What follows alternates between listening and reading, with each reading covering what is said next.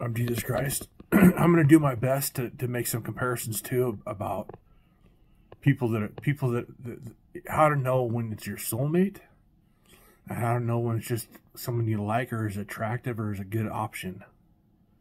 Okay, so I've dated girls in my life. Certain girls would come along and I go, well, she's cute. I could use her. That's kind of the first inclination. Like, or you could be a girl thinking that, like, I like the way she looks, or she's nice, or like you come along and you see something, you go, well, that would work. That would work. You see this person, they're pretty, whatever attribute they have, you like what they got. You're like, that would work. It's not like you're not naturally necessarily pulled there. They could be sexy, whatever. You see this person and like, that would work. I'd take her, or I'd take him. And you date them and you fall in love, whatever, or you don't date them. Let's say you date them and you fall in love.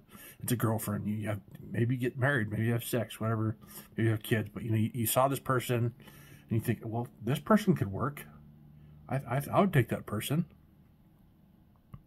That's an example of, I don't want to call it settling, but it's in a sense settling. It's not your soulmate. It is not your soulmate because there's not a depth to it that is different. Now, I'm going to give you the best examples I can of when I first saw my wife, Lauren Daigle. Like, how I knew she was my soulmate. I'm still not with her, so I'm still learning, okay? This is how it feels like when you see a soulmate. So, like, in 2006, I'm hearing voices in my head.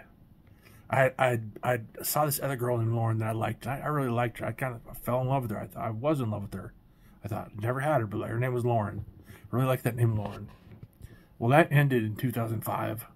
2006, and then after that, I'm hearing voices in my head. The voices are real, and I was tired, didn't want to hear it. The voice said, "You're gonna marry another girl named Lauren." I didn't want to hear it. That was in 2006. So years go by. Fast forward. By the way, I'm gay at this point in my life, but like, I'm coming out of it because the first Lauren kind of pulled me out of the gayness. The love was reignited me. But anyway, so a voice in my head in 2006. Says, you're going to marry another girl named Lauren. I was irritable, didn't want to hear it. I'd been beaten the shit out of by everything. Fast forward to 2015. I'm sitting in my apartment. Much older, sick, lonely. I remember I was sitting there dreaming of women one night. I was watching YouTube or something.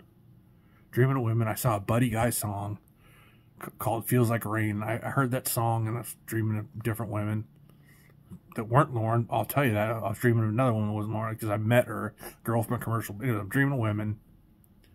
And something along the lines made me Google female Christian singers because I had been a fan a little bit of a Christian singer named Rebecca St. James, who I did not have a crush on and do not have a crush on. I never had a crush on Rebecca St. James. Rebecca St. James sang a song that kind of reminded me of the first Lauren that I liked for a while. When I heard Rebecca St. James seemed to be singing about the first Lauren. Anyway, so like, for some reason I'm dreaming of women. I decided to Google female Christian singer for the heck of it. And then the name Lauren Daigle comes up. I've never seen her before, but I like the name Lauren. I love that name Lauren. So I Google her. I Google images of her. I see a picture of her. And a voice in my head immediately says, with a twinkle in his eye almost, like the voice said this with a twinkle, "That's your wife." And I said, I don't believe you, but I could tell the voice seemed to be telling the truth. And I looked at this picture of Lauren, and there's so much, like, I knew that she was pretty. I could see this much. She's pretty, she's kind. This is like this, like an iceberg. There's so much more below the surface that I could see but couldn't see. I could see it, but I couldn't see it. Like, I remember saying to myself, okay, I don't believe you, but to the voice, I said it openly and out loud. I like her. I'm going to save this picture. I don't know why, but I like her. I like her. I saw her. I saw a pretty girl that was nice. I saw about this much of the tip of the iceberg. But I couldn't sense all of it, but I could sense still with my mind. There was a huge iceberg below the surface, way huge, but I could just see this tip. I was aware, but I wasn't fully aware. That's in 2015. So, and I listened to one of her songs. I think it was "How Can It Be?" Nothing really happened there, but I remember seeing that picture and I saved it. I forgot I had that picture in my phone too. It was a picture of her that I forgot I had. Fast forward, that was 2015 to 2020. I liked this other girl. there's a girl I like, and I'm living in this apartment, and I'm coming off antipsychotics. I'm finding who I am. I'm developing myself into Jesus. I'm realizing I'm Jesus. And like my sister texts me this Lauren Daigle song. Said, "Hey, I want you to listen to this girl, this artist. Her name is Lauren Daigle. Listen to this song you say. It's a good song." And like so, like I'm like, all right. Life was new to me. I've become a Christian. I was finding my way. So I played the song You Say. My first reaction is I don't want to listen to it because it's Christian music. I don't like Christian music. I didn't want to listen to it, but I start to play it. I see the girl sitting there. And she starts, at first I want to reject because it's Christian. And then she starts singing. And then like within a couple, like 5 minutes, I'm bawling by the words. Like for the next 45 minutes, I was bawling loudly. I didn't want anyone to see me. I was so embarrassed. I couldn't stop crying. But as I watched the You Say video, I was looking at a girl that I knew was pretty. I could see as much of the surface. I knew she was pretty. I knew she was a good person. I knew I liked the build of her body. I knew I liked the way she dressed. I knew I liked the way her hair was up. She wasn't wearing makeup. I liked her demeanor. I liked the way that she nodded at the camera.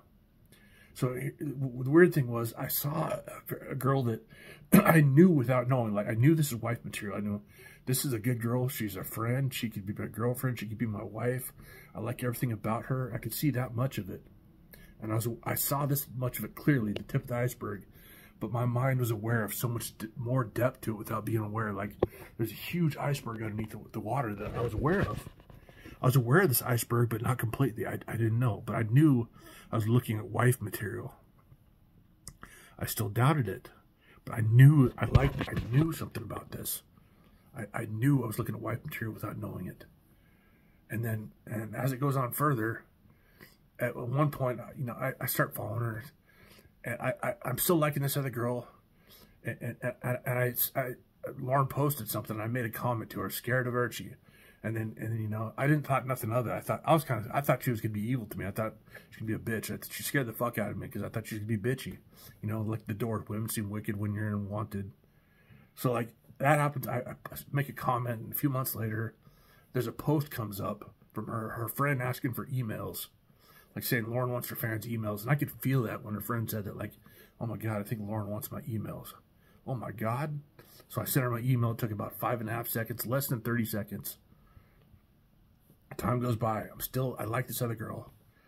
And Lauren starts showing me, like in posts, that she likes me. And I'm resisting. I'm like, nah, I don't like her. I don't like her. But I knew I did. But I'm like, no, she's not my type. But I was resisting her. She drives past me in traffic when I'm going to court one day because I was in some heavy legal issues. I'm driving to court scared out of my mind. All of a sudden, Lauren Daigle comes driving past me. I look at her, holy shit, that was Lauren Daigle. And I'd been messaging her or something, telling her my story. I'm resisting her. I was resisting her. Sticking for this fucking harlot is what it was that I thought was right. She was a harlot and a prostitute. And I was stupid. Resisting Lauren Daigle for a prostitute. But I knew I liked Lauren Daigle. And so stuff goes on. I finally give up. The prostitute dies in my heart. Lauren has posted stuff showing me she likes me. I'm resisting her, but I know I like her. I could hear Lauren think it to me like, I would have everything you would need, Chris, and I'm resisting her. I don't get it. And finally one day I had sadness. You know, I was in a sad place, and I saw her post something. And I thought, oh my God, she's just like me. She's a total dork. She said something. It was a grocery shopping video where she was going grocery shopping and paid too much for salmon. She said, it was on sale. And I said, there's a dork like me, and I love it. So I said, I'm going to ask her to marry me. What the hell? And I asked, so I went into her Instagram page, and I said, will you marry me? And then like 30 minutes later, there's a video. Shop till you drop. And the way she said, shop till you drop. The sweetness of her voice. I knew then it was not just her answer. All of heaven was behind her. It opened up like heaven. I mean, heaven was behind that statement. And so, you know, I'm running out of time in this video, but like, when it's your soulmate, there's going to be, you might see a surface that you like them, but not even completely be aware of it. Like, you know you like this, you might resist to them, you might like someone else, but you could still somewhat be aware of like all the depth of how much you feel for this person without being aware. You're haunted by this person. You can see them, but you can't see them. You know there's more, but you're not completely aware of it. And we cheated on each other in a sense, because I was resisting her for a prostitute, and Lauren May went and dated someone else after we got engaged, okay? We got to forgive each other and hold on to each other and love each other. You know, yeah, we cheated on each other since I was resisting Lauren for a prostitute because I was a dumb, fucking stupid ass that didn't know what I was doing. Her feelings were hurt. Whatever the case was, she went and dated someone, I think. While we're engaged, maybe, you know? Let's say, yeah. But with your soulmate, you might see the surface, just the tip that you like this person. You might even resist, but there's so much more below the surface that you're aware of, but you're not. It's different than everyone else. You just know. And at a certain point, when you're talking to them, heaven will go, wham! All the angels will be behind everything they say. All the heaven will open up and you will know. Talk to you later.